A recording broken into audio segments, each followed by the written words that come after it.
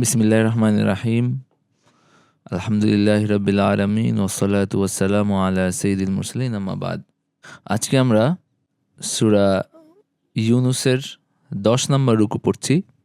১০ নম্বর রুকুর মূল আলোচ্য বিষয় হলো যে আল্লাহ তাআলা বনী ইসরাইলকে সম্মানিত করেছেন এবং তাদেরকে ফিরআউনের হাত থেকে নাজাত দিয়েছেন। আমরা গত রুকুতে আমরা পড়েছিলাম যে ফেরাউন ডুবে মারা গেছে, সেই ঘটনাটা গত রুকুর শেষে আছে।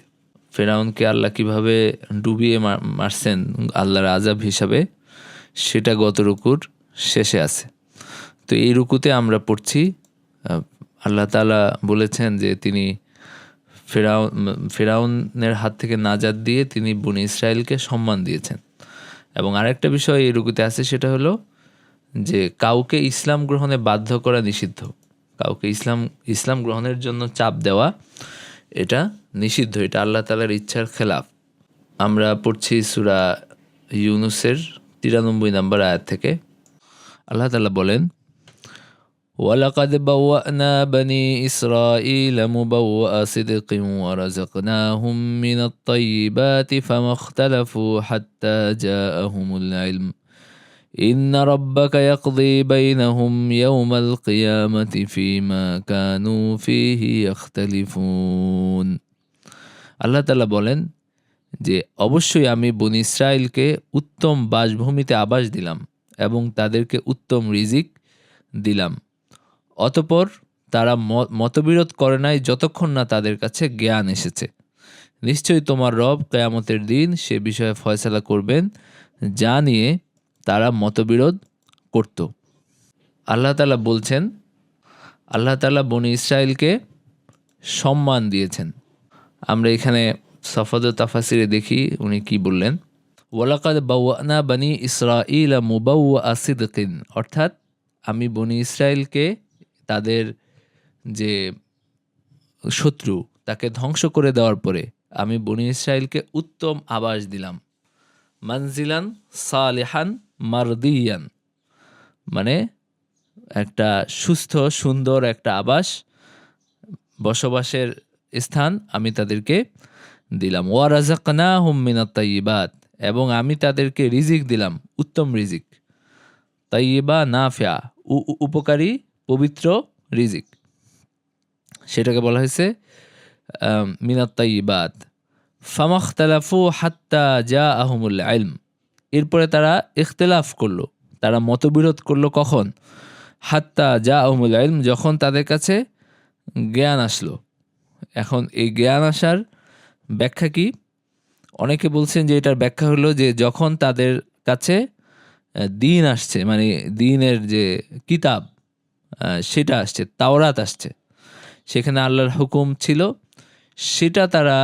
সেটার মানে তখন তারা দুই ভাগে ভাগ হয়ে গেছে। এবং এখানে এটা উল্লেখ করা হয়েছে তাদের নিন্দা করার জন্য, কারণ আল্লাহ তাআলার দ্বীন যখন আসে সেটা তাদেরকে আরও ঐক্যবদ্ধ করা উচিত ছিল, সেটা তাদের মধ্যে একটা বিভাজন বা একটা হলো মতবিরোধ সৃষ্টি করছে।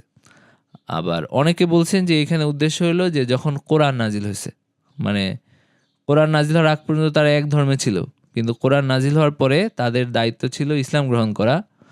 তাদেরকে তাওরাতেও নির্দেশ দেওয়া হয়েছে শেষ নবীর আগমনের পরে ইসলাম গ্রহণ করতে, কিন্তু তখন দেখা গেল যে কিছু মানুষ ইসলাম গ্রহণ করছে, কিছু মানুষ তাদের ধর্মের উপরেই রয়ে গেছে, তারা ইসলামের বিরুদ্ধে অবতীর্ণ হয়েছে। তো তার মানে হলো যে কোরআন অবতীর্ণ হওয়ার পরে তারা মতবিরোধ করছে, এরকম এই দুইভাবে আমরা এটাকে বুঝতে পারি। তো আল্লাহ তাআলা বলছেন, ফামাখতালাফু হাত্তা জাআহুমুল ইলম ইন্না রাব্বাকা ইয়াকযী বাইনাহুম ইয়াওমাল কিয়ামাতি ফীমা কানু ফীহি ইখতালিফুন, এবং আল্লাহ তাআলা কিয়ামতের দিন তারা যে বিষয়ে মতবিরোধ করত সেই বিষয়ে তিনি ফয়সালা করে দিবেন। যে বিষয়ে মতবিরোধ করত সেই বিষয়ে ফয়সালা করে দিবেন।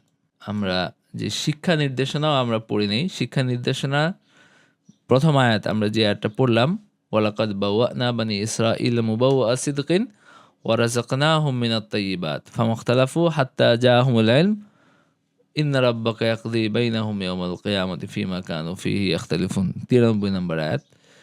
তো এই আয়াত থেকে আমরা যে শিক্ষা নির্দেশনা পাই, যে তথ্য পাই, একটা হলো যে আল্লাহ তাআলা বনি ইসরায়েলকে সম্মানিত করছেন, এটা হলো একটা বিষয়। আরেকটা হলো যে আর রিজকুত তাইয়্যিব, পবিত্র রিজিক কি? পবিত্র রিজিক হলো যেটা হালাল, হারাম না।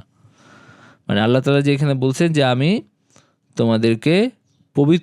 তাদেরকে পবিত্র রিজিকের ব্যবস্থা করছি। তার মানে কি? তার মানে যেটা হালাল, যেটা উপকারী, যেটা হারাম না। যেসব জিনিস হারাম সেই সব জিনিস অনেক ক্ষেত্রে উপকারী না দেখেই হারাম। যেমন আপনার হলো অনেক কিছুই আছে, তো এখানে বলতে আপনার উপকারী রিজিক বোঝানো হয়েছে আর কি, মানে হালাল রিজিক বোঝানো হয়েছে। যেমন আল্লাহ কোরআনে আরেক জায়গায় বলছেন যে কুলু মিন তাইয়্যিবাতি মা রাযাকনাকুম, আমি যে রিজিক দিয়েছি, দুনিয়াতে যত কিছু আমি দিয়েছি এর মধ্যে থেকে তোমরা তাইয়্যিবাত বা পবিত্র জিনিস খাও, ভালো জিনিস খাও। তার মানে হলো যে হালাল রিজিক, হালাল উপকারী জিনিস তোমরা খাও। নাম্বার 3 হলো যে যখন আল্লাহ তাআলা কোনো জাতিকে ধ্বংস করতে চান তখন তারা ইলমের কারণে ইখতিলাফ করে, ইলমের কারণে মতবিরোধ করে, যেটা তাদের মানে ঐক্যের কারণ হওয়ার কথা ছিল, সেটা তাদের মতবিরোধের কারণ হয়। এটা একটা দুর্ভাগ্য ছাড়া কিছু না। নাম্বার 3। নাম্বার 4 হলো দ্বীনের ব্যাপারে ইখতিলাফ নিষিদ্ধ যদি এটা বিভাজন এবং শত্রুতার কারণ হয়। বিভাজন এবং শত্রুতা, একটা হলো যে মানুষ মতবিরোধ পর্যায়ে যদি থাকে, যে দুইটা মত আছে, দ্বিমত পর্যায়ে যদি থাকে সেটা ঠিক আছে, কিন্তু যদি এটা আপনার বিভাজন এবং শত্রুতার কারণ হয়, যুদ্ধের কারণ হয়, তখন সেটার মানে আপনার মতবিরোধ থাকে না, সেটা হয়ে যায় আপনার গৃহযুদ্ধ নাকি। তো এটা নিষিদ্ধ। নাম্বার 4। নাম্বার 5 হলো যে কিয়ামতের দিন, সেটা হলো আপনার ফয়সালার দিন। আল্লাহ তাআলা তিনি সেদিন যত মতবিরোধপূর্ণ যত গোষ্ঠী আছে, যত মতবিরোধপূর্ণ বিষয় আছে, সব কিছুর ফয়সালা করে দিবেন তার ন্যায়পরায়ণতার মাধ্যমে, তাই ন্যায়পরায়ণ সিদ্ধান্তে। তো এই বিষয়গুলো আমরা এই আয়াত থেকে আমরা বুঝতে পারি।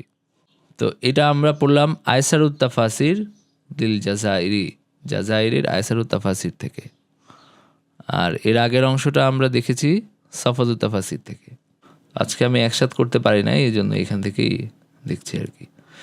এরপরে আল্লাহ তাআলা বলেন فَإِن كُنتَ فِي شَكٍّ مِّمَّا أَنزَلْنَا إِلَيْكَ فَاسْأَلِ الَّذِينَ يَقْرَؤُونَ الْكِتَابَ مِن قَبْلِكَ لَقَدْ جَاءَكَ الْحَقُّ مِن رَّبِّكَ فَلَا تَكُونَنَّ مِنَ الْمُمْتَرِينَ فَإِن كُنتَ فِي شَكٍّ مِّمَّا أَنزَلْنَا إِلَيْكَ, সুতরাং আমি তোমার নিকট যা নাজিল করেছি তা নিয়ে যদি তুমি সন্দেহে থাকো, তাহলে যারা তোমার পূর্ব থেকেই কিতাব পাঠ করছে তাদেরকে জিজ্ঞাসা করো।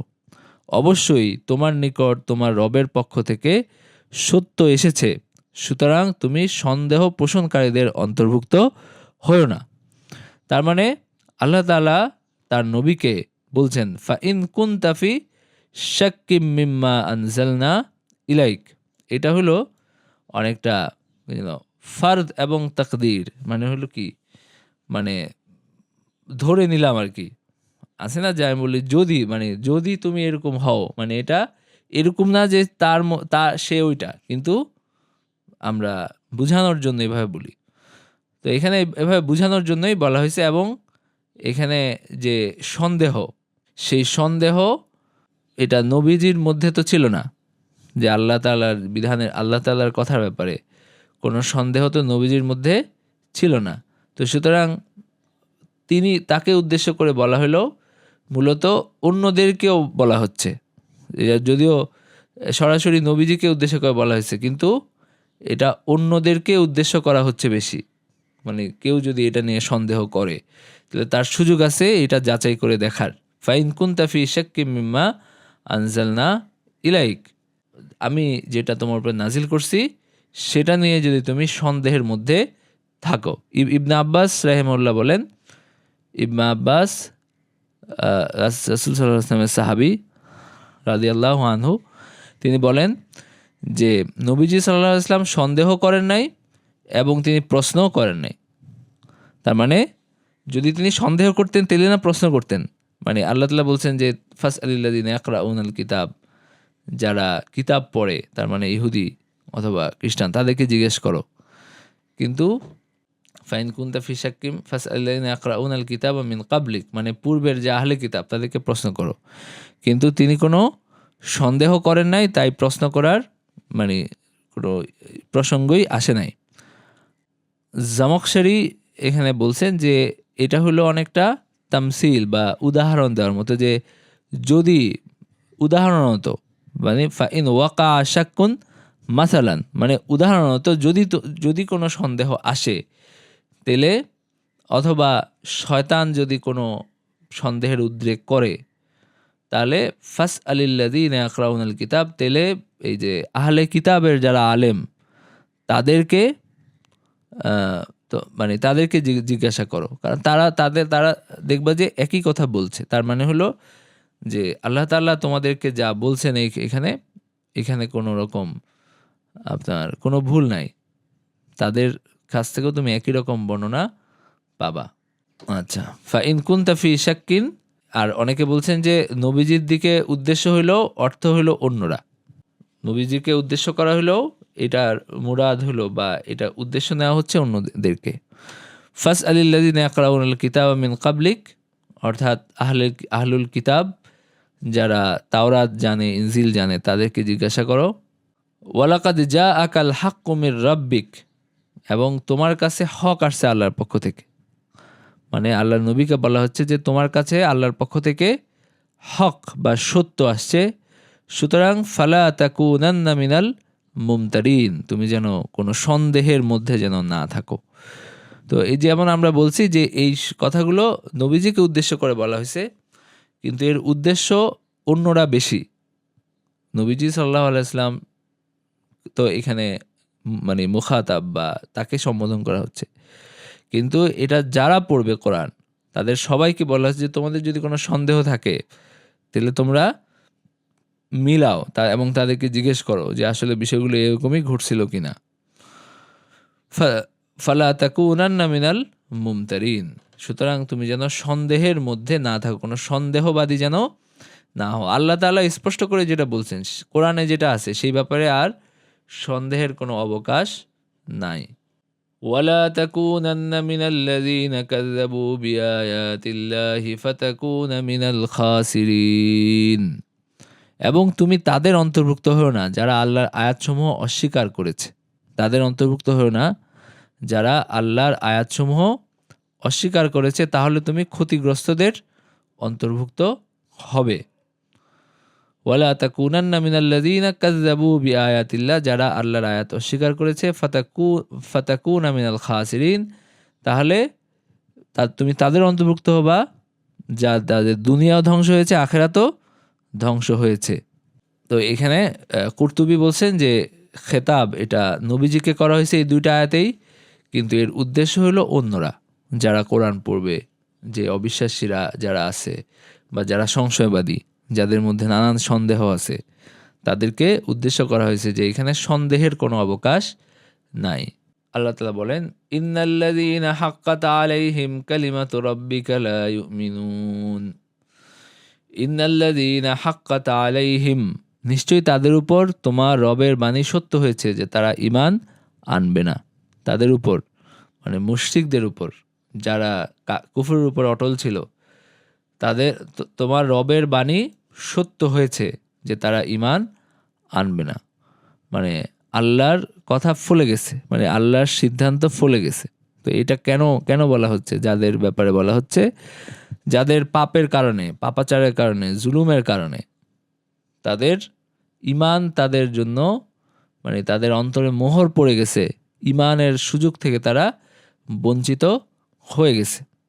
ইন্নাল্লাযীনা হাক্কাত আলাইহিম কালিমাতু রাব্বিকা লা ইউমিনুন, তারা ঈমান আনবে না। যেমন আবু জেহেলের কথা যদি আপনারা ধরেন, আবু জেহেল হযরত সুমাইয়া রাদিয়াল্লাহু আনহাকে যেভাবে সে হত্যা করছে, এরপরে সে যদি ঈমান গ্রহণের সুযোগ পায়, তার ঈমান গ্রহণের সুযোগ যদি সে পায়, এবং তাহলে তো মানে ইনসাফ হলো না।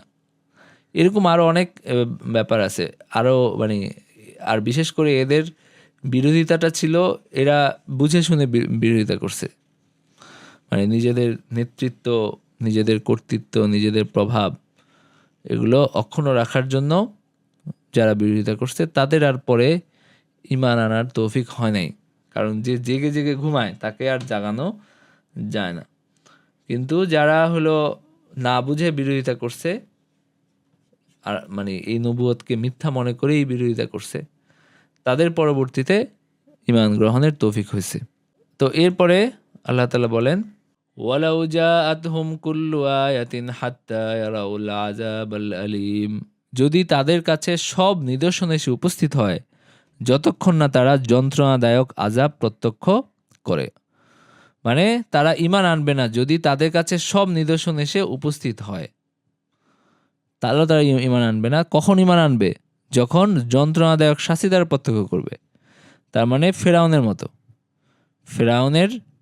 মতো যন্ত্রণাদায়ক শাস্তি তারা প্রত্যক্ষ করবে। ফেরাউন যেমন ডুবে যেতে যেতে বলছে যে মানে আমি ঈমান আনলাম যার উপর বনি ইসরাইল ঈমান আনছে।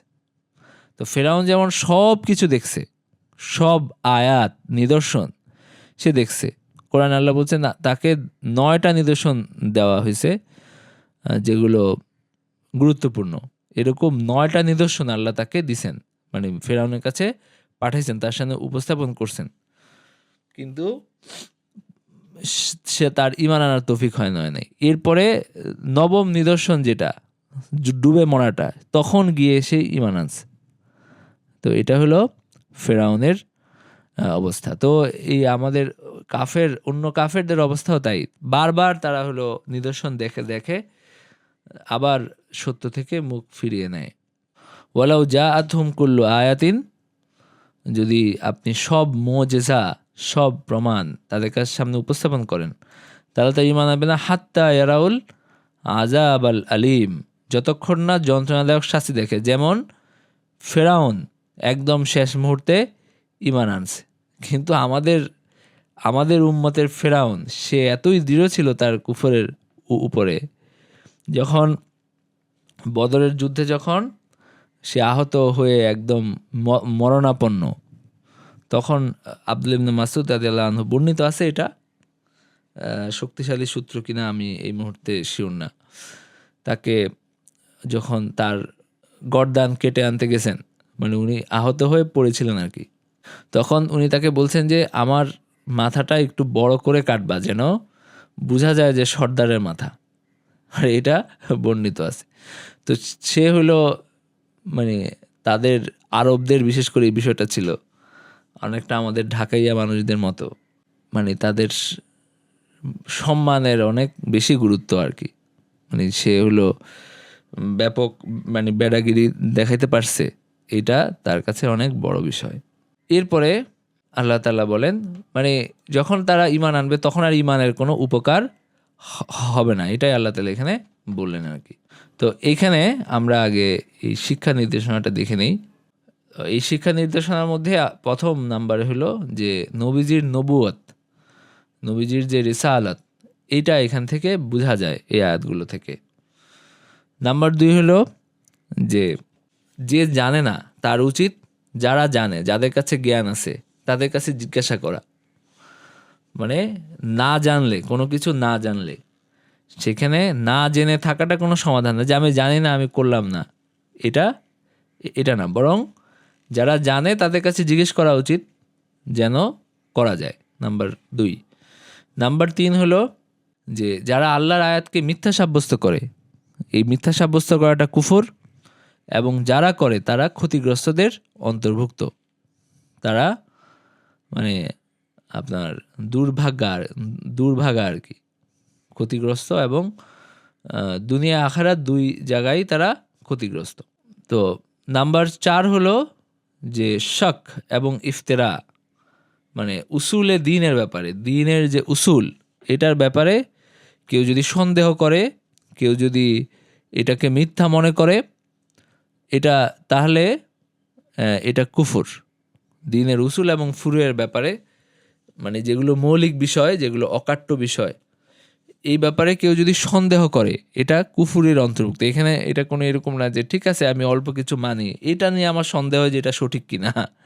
এরকম অনেকে আছে, আপনারা যা অবশ্যই দেখবেন যে বলে যে সব কিছু ঠিক আছে কিন্তু এইটা সঠিক কিনা আমার অথচ এটা কোরআনে আছে। তো যেটা কোরআনে আছে সেই ব্যাপারে যদি কারো সন্দেহ হয়, অকাট্য কোনো বিষয়, তখন তো আর তার ঈমান থাকে না। তো এটা আমরা এই আয়াতগুলো থেকে বুঝলাম। নাম্বার 5 হলো যে কাজা এবং কদর, মানে আল্লাহর সিদ্ধান্ত এবং আল্লাহর ফয়সালা যখন হয়ে যায় তখন আর ওই যাদের ব্যাপারে ফয়সালা হয়ে যায় তাদের আর ইমানের ভাগ্য হয় না। যার ব্যাপারে কুফরের ফয়সালা হয়ে যায় তার আর ইমানের ভাগ্য হয় না। এটাও আমরা এই আয়াতগুলো থেকে জানতে পারলাম যে যারা দুর্ভাগা তাদের তকদিরে লিখনই আছে যে তারা দুর্ভাগা, আর যারা সৌভাগ্যবান তাদের ওই তকদিরের লিখনই আছে যে তারা সৌভাগ্যবান। তো যারা দুর্ভাগা, যাদের ভাগ্য খারাপ, তাদের আর ওই, এবং এই ভাগ্যটা খারাপ হয়েছে কেন, এটাও তাদের কর্মফলের কারণে হয়েছে। নাম্বার 6 হলো যে শাস্তি দেখার পরে আর কবুল হয় না, আপনার তওবা কবুল হয় না। যখন কেউ মালাকুল মৌতকে দেখে, কেউ যখন মৃত্যুর ফেরেশতাকে দেখে, তখন আর তওবা কবুল হয় না। এবং যখন মানুষকে কিয়ামতের দিন যখন পুনরুত্থান হবে, মানে সবাইকে আবার জীবিত করা হবে, তখন যখন তারা শাস্তি দেখবে, কিয়ামতের জীবনের ভয়াবহতা দেখবে কিয়ামতের দিনের, তখন আর তাদের তওবা কবুল হবে না। তো এটাও এই আয়াতগুলো থেকে বোঝা যায়। এরপরে 98 নম্বর আয়াত, ফালাউলা কানাত কারিয়াতুন আমানাত ফানাফাহা ঈমানুহা ইল্লা কওমা ইউনুস লাম্মা আমানু কাশাফনা আনহুম আযাবাল খিজি ফিল হায়াতিদ দুনিয়া ওয়া মাত্তানাহুম ইলা হিন। ফালাউলা কানাত কারিয়াতুন আমানাত, সুতরাং কেন হলো না এমন এক জনপদ যে ঈমান এনেছে এবং তার ঈমান তার উপকারে এসেছে, তবে ইউনুসের কওম ছাড়া। যখন তারা ঈমান আনলো তখন আমি তাদের থেকে দুনিয়ার জীবনের লাঞ্ছনা করা আযাব সরিয়ে দিলাম এবং আমি তাদেরকে একটা সময় পর্যন্ত ভোগ করতে দিলাম, মানে তাদের জীবন দিলাম আর কি। মানে ইউনুস আলাইহিস সালামের যে কওম, এই কওমের বিশেষত্ব হলো যে তারা শাস্তি দেখার পরেও, শাস্তি একদম প্রায় চলে আসবে এরকম অবস্থাতেও তাদের তওবা আল্লাহ গ্রহণ করছেন। কেন? কারণ ইউনুস আলাইহিস সালাম তাদেরকে ছেড়ে চলে গেছিলেন আল্লাহর নির্দেশ ছাড়া। তো তারা যখন আল্লাহর কাছে তওবা করছে সবাই একসাথ হয়ে, তখন আল্লাহ তাআলা তাদের তওবা কবুল করছেন। যে আল্লাহ তাআলা বলেন যে যদি এরকম থাকতো, এরকম আরেকটা উদাহরণ যদি থাকতো যে যারা আযাব দেখার পরে যাদের তওবা তাদের জন্য উপকারী হয়েছে ওই সময়ে, তবে ইউনুস আলাইহিস সালামের কওম ছাড়া। ব্যাপার হলো যে ইউনুস আলাইহিস সালামের উনি যখন আল্লাহ তাআলা বলছেন যে শাস্তি আসবে, উনি তার কওমকে বারবার সাবধান করছেন যে তোমরা তওবা করো। যখন তওবা করে নাই তখন উনি আল্লাহর নির্দেশ ছাড়াই চলে গেছেন, যেন শাস্তির সময় তিনি আর এখানে না থাকেন। তো তার কওম আবার অপেক্ষায় ছিল যদি সত্যি শাস্তি আসে তাহলে তো ইউনুস আমাদের মধ্যে থাকার সম্ভাবনা নাই।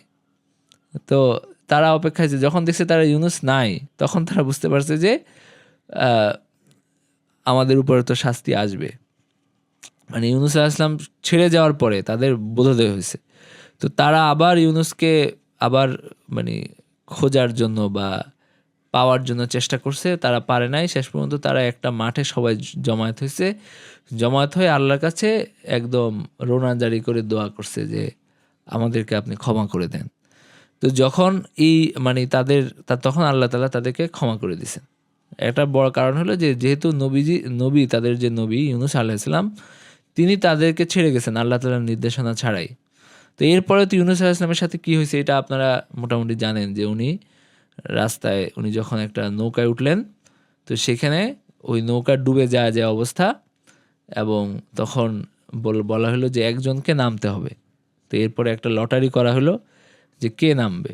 তো সেখানে কয়েকবার লটারি করার পরে ইউনূস আলাইহিস সালামের নামই আসলো। এরপরে উনি লাফ দিলেন আর কি, সমুদ্রে উনি সরে গেলেন নৌকা থেকে। এরপরে একটা মাছের পেটে গিয়ে উনি পড়লেন। তো এরপরে আল্লাহ তাআলা ওইখানে আবার তাকে একটা দোয়া শিক্ষা দিলেন এবং তিনি সেখান থেকে মুক্তি পেলেন। তো এরকম ঘটনা আছে কোরআনের অন্যান্য আয়াতেই আছে। মানে এরপরে যখন তারা তওবা করছে আমি তাদের উপর থেকে শাস্তি সরিয়ে নিছি এবং ওয়ামাত্তানাহুম ইলা হিন, এবং একটা নির্দিষ্ট সময় পর্যন্ত আমি তাদেরকে আমি ভোগ করতে দিছি মানে দুনিয়ার জীবন যাপনের সুযোগ দিছি। তো এখানে কাতাদা রাহিমাহুল্লাহ যিনি তাবেঈ মুফাসসির তিনি বলেন যে বর্ণিত আছে যে ইউনূস আলাইহিস সালাম তিনি তাদেরকে শাস্তির ব্যাপারে সতর্ক করছিলেন, তারপরে তিনি তাদের এখান থেকে বের হয়ে যান। তো যখন তারা দেখলো যে তাদের নবী নাই তখন তারা বুঝলো যে আযাব সম্ভবত ঘনিয়ে আসছে, মানে আযাবের সময় ঘনিয়ে আসছে। তো আল্লাহ তাআলা তাদের অন্তরে তওবা করার খেয়াল আল্লাহ তাআলা দিলেন এবং তারা হলো একসাথ হয়ে তারা এই তওবা করলো। তো যখন আল্লাহ তাআলা দেখলেন যে তারা সত্যিই তওবা করছে এবং লজ্জিত হয়েছে তাদের কাজের কারণে, তখন আল্লাহ তাআলা আযাব সরিয়ে দিলেন। ওয়ালাউ শাআ রাব্বুকা লাআমানা মান ফিল আরদি কুল্লুহুম জামিআ আফাআনতা তুকরিহুন নাস হাত্তা ইয়াকুনু মুমিনিন। অর্থাৎ যদি তোমার রব চাইতেন তাহলে জমিনে সবাই ঈমান আনত। তুমি কি মানুষকে বাধ্য করবে যেন তারা মুমিন হয়? মানে তাদেরকে আর এত জোরাজুরি করার কিছু নাই। তোমাদের দায়িত্ব কি? তোমাদের দায়িত্ব হলো হেদায়াতের বাণী তাদের সামনে উপস্থাপন করা। ওয়ামা আলাইনা ইল্লাল বালাগ। আমাদের দায়িত্ব কতটুক, নবীদের দায়িত্ব কতটুক, বা আমাদের মুসলমানদের দায়িত্ব কতটুক, সেটা হলো যে মানুষের সামনে দ্বীনের শিক্ষাটা সঠিকভাবে উপস্থাপন করা। এরপরে কে মানলো কে মানলো না এটা তো আমার দায়িত্ব না, এটা তাদের দায়িত্ব। এই মানা আর না মানা হলো তাদের দায়িত্ব। ওয়ালাউ শাআ রাব্বুকা লাআমানা মান ফিল আরদি কুল্লুহুম জামিআ আফাআনতা তুকরিহুন নাস হাত্তা ইয়াকুনু মুমিনিন। তুমি কি মানুষকে বাধ্য করবা যেন মানুষ ঈমান আনে? সে বাধ্য করার তো কোনো সুযোগ নাই, কারণ আল্লাহ তাআলা তার দ্বীনের ব্যাপারে কোনো জবরদস্তি রাখেন নাই। লা ইকরাহা ফিদ্দিন কাদ তাবায়্যানা রুশদু মিনাল গাই। সত্য আলাদা হয়েছে বিভ্রান্তি থেকে, পথভ্রষ্টতা থেকে। সুতরাং যারা ঈমান আনবে তারা সফল হবে, যারা কুফরি করবে তারা বিফল হবে। এখানে জোরাজুরি করার কোনো প্রয়োজন নাই। ওয়ালাউ শাআ রাব্বুকা লাআমানা মান ফিল আরদি কুল্লুহুম জামিআ। অর্থাৎ আল্লাহ যদি চাইতেন তাহলে সব মানুষ ঈমান আনতো, কিন্তু তিনি এটা চান নাই। তাই কারণ এটা তার হিকমতের খেলাফ।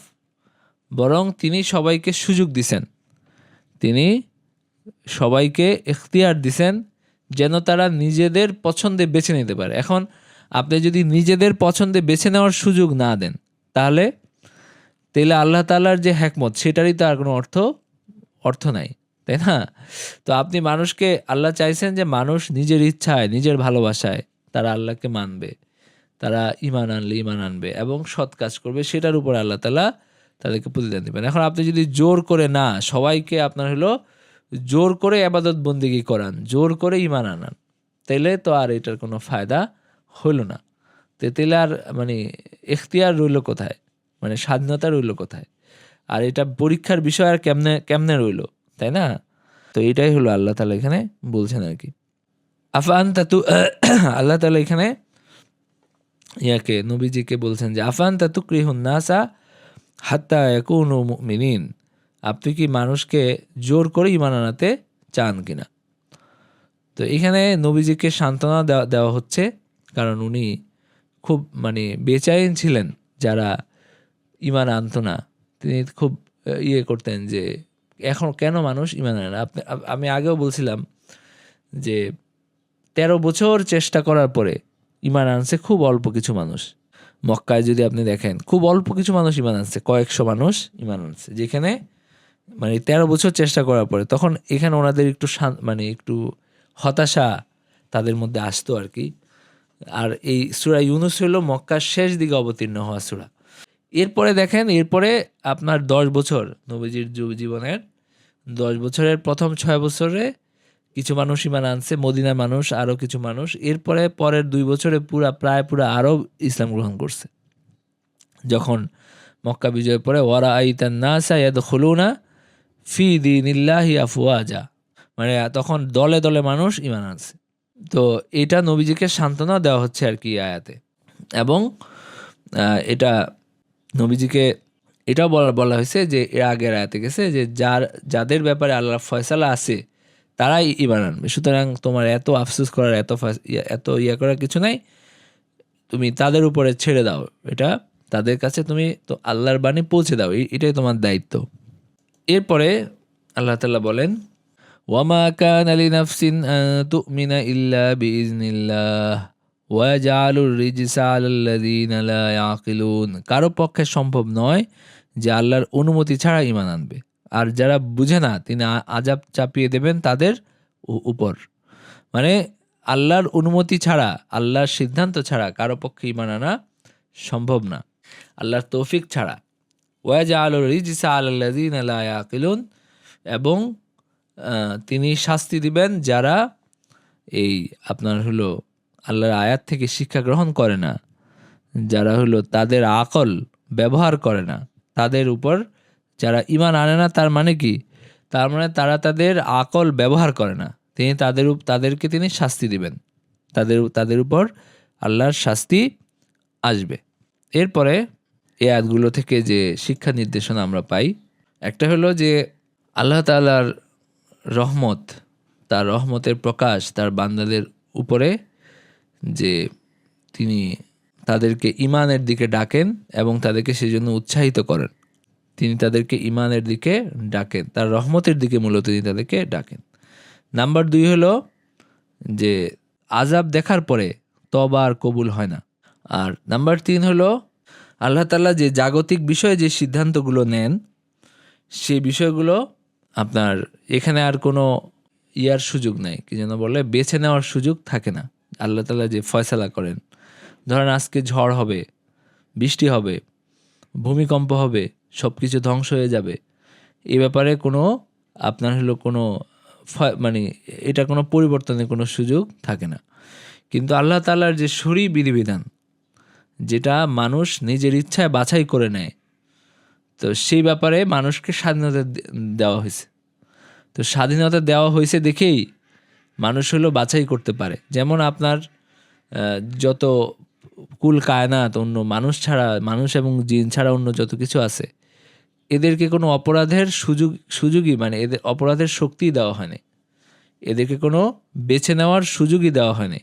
এরা আল্লাহর জিকির করে, এরা নিয়ম প্রকৃতির নিয়মেই এরা আল্লাহর জিকির করে, প্রকৃতির নিয়মেই এরা একটা নির্দিষ্ট শৃঙ্খলার মধ্যে চলে। তো বিশৃঙ্খলা করতে পারে কারা? করতে পারে মানুষ, কারণ আল্লাহই তাদেরকে সেই সুযোগ দিয়েছেন। তো আরেকটা হলো যে আল্লাহ তাআলার ফয়সালা ছাড়া, তার তৌফিক ছাড়া কেউ ঈমান আনতে পারে না। সুতরাং কেউ যদি ঈমান না আনে, কেউ যদি কাউকে অনেক দিন পর্যন্ত তাকে হেদায়েত করার চেষ্টা করলো, তাকে সঠিক পথ দেখানোর চেষ্টা করলো, এরপরেও সে ঈমান আনলো না, তখন তার ব্যাপারে অত দুঃখিত হওয়ার কোনো কারণ নাই। আপনার সে আল্লাহর তৌফিক নাই এটা ভেবে সান্ত্বনা নেওয়া উচিত যে আল্লাহ তাআলাই তাকে তৌফিক দেন নাই, নাইলে তাকে হয়তো আপনি সঠিক পথে আনতে পারতেন। আচ্ছা, এরপরে আল্লাহ তাআলা বলেন, কুল ইনজুরু মাযা ফিস সামাওয়াতি ওয়াল আরদি ওয়া মা তুগনিল আয়াতু ওয়ান নুযুরু আন কওমিন লা ইউমিনুন বলো আসমানসমূহ জমিনে কি আছে তা তাকিয়ে দেখো, আর নিদর্শনসমূহ ও সতর্ককারীগণ এমন কওমের কাজে আসে না যারা ঈমান আনে না। মানে কুলিনদুরু মাযা ফিস সামাওয়াতি, যারা ঈমান আনে না তাদেরকে একটু বলো যে তোমরা একটু আকাশ এবং জমিনে তাকিয়ে দেখো যে আল্লাহর কি অপরূপ সৃষ্টি, আল্লাহর কি বিরাট সৃষ্টি, কি বিশাল সৃষ্টি।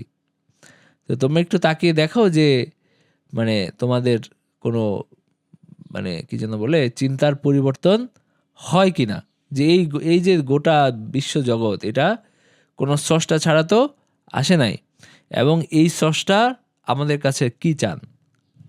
আমরা কি ওই সারাদিন ধরে খালি খাওয়ার, একটু ভালো থাকার চিন্তা এবং আপনার হলো একদিন মরে যাওয়া, এটাই কি আমাদের জীবনের লক্ষ্য, নাকি এটা কোনো মহৎ লক্ষ্য আছে, নাকি এটা কোনো বড় লক্ষ্য আছে, নাকি আমাদের তাকে সন্তুষ্ট করার প্রয়োজন আছে, এটা একটু চিন্তা ভাবনা করে দেখো। ওয়ামা তুগনিল আয়াতু ওয়ান নুযুরু আন কওমিন লা ইউমিনুন, আর এই সব নিদর্শন আমি চারপাশে যত নিদর্শন ছড়িয়ে ছিটিয়ে রাখছি এবং সতর্ককারীগণ তারা ওই কওমের, ওই জাতির উপকারে আসে না, ওই লোকজনের উপকারে আসে না যারা ঈমান আনে না, যাদের ভাগ্যে ঈমান নাই, যাদের তকদিরে ঈমান নাই, মানে তৌফিকে ঈমান নাই, তাদের আর উপকারে কিভাবে আসবে, এটা আল্লাহ তাআলা বললেন। কুলিনজুরু মাযা ফিস সামাওয়াতি ওয়াল আরদ, মানে যত কিছু আছে যেগুলো দলিল হয় আল্লাহর একত্বের, তার অস্তিত্বের। ওয়ামা তুগনিল আয়াতু ওয়ান নুযুরু আন কওমিন লা ইউমিনুন, এই আয়াত এবং যে আপনার যত সতর্কবাণী আছে অথবা সতর্ককারীগণ আছে তারা তাদের ব্যাপারে কোনো উপকার করতে পারে না, যাদের কাজের কারণে তারা দুর্ভাগা হয়ে গেছে, তাদের ব্যাপারে আর কিভাবে উপকার করবে।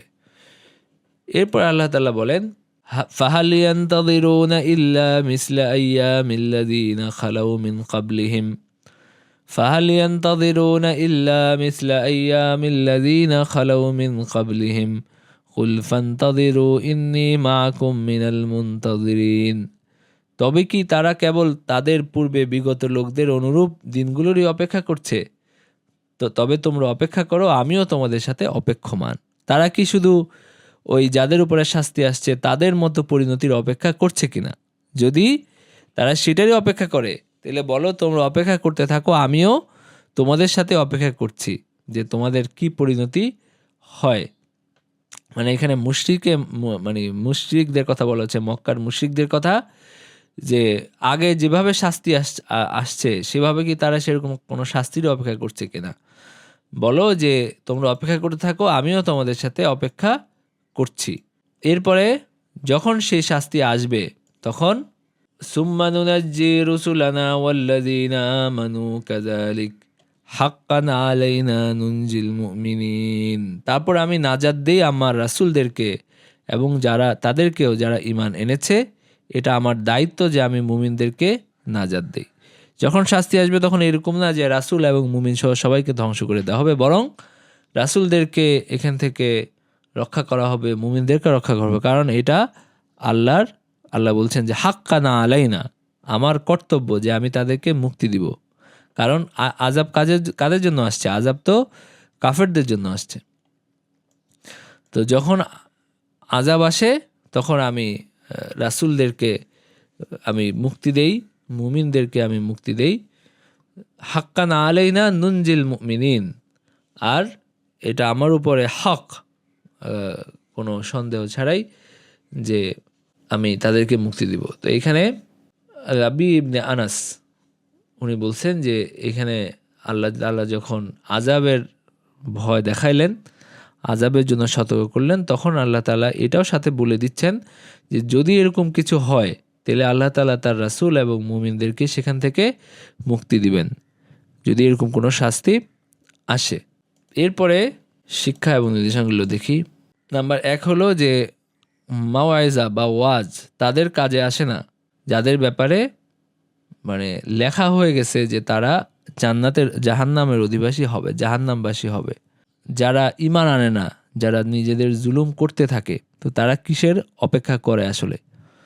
তারা যারা নিজেদের জুলুম থেকে, অপরাধ থেকে নিরস্ত হতে পারে না, তারা এরকম কিছুরই অপেক্ষা করে যেটা পূর্ববর্তীদের সাথে হয়েছে। এরপরেও মানুষ শিক্ষা গ্রহণ করে না, মানে বারবার হলো সে তার পরিণতি দেখে যে আগের মানুষদের কি পরিণতি হয়েছে, কিন্তু এরপরেও মানুষ হলো সেটারই অপেক্ষা করতে থাকে। তো এই বিষয়টা এই আয়াতগুলোতেও আসছে। তো আরেকটা বিষয় হলো যে আল্লাহ তাআলার ওয়াদা, যে যদি কোনো আল্লাহ তাআলা যদি শাস্তি আসে কাফেরদের উপরে, তখন তিনি মানে মুমিনদেরকে সেখান থেকে নাজাত দিবেন। মুমিনদেরকে আল্লাহ তাআলার যারা মানে বিশ্বাসী তাদেরকে তিনি সেই শাস্তি থেকে তিনি নাজাত দিবেন, এটা আল্লাহ তাআলার ওয়াদা। তো এই পর্যন্তই ছিল আজকের রুকু। ঠিক আছে, ওয়া আখিরু দাওয়ানা আলহামদুলিল্লাহি রাব্বিল আলামিন।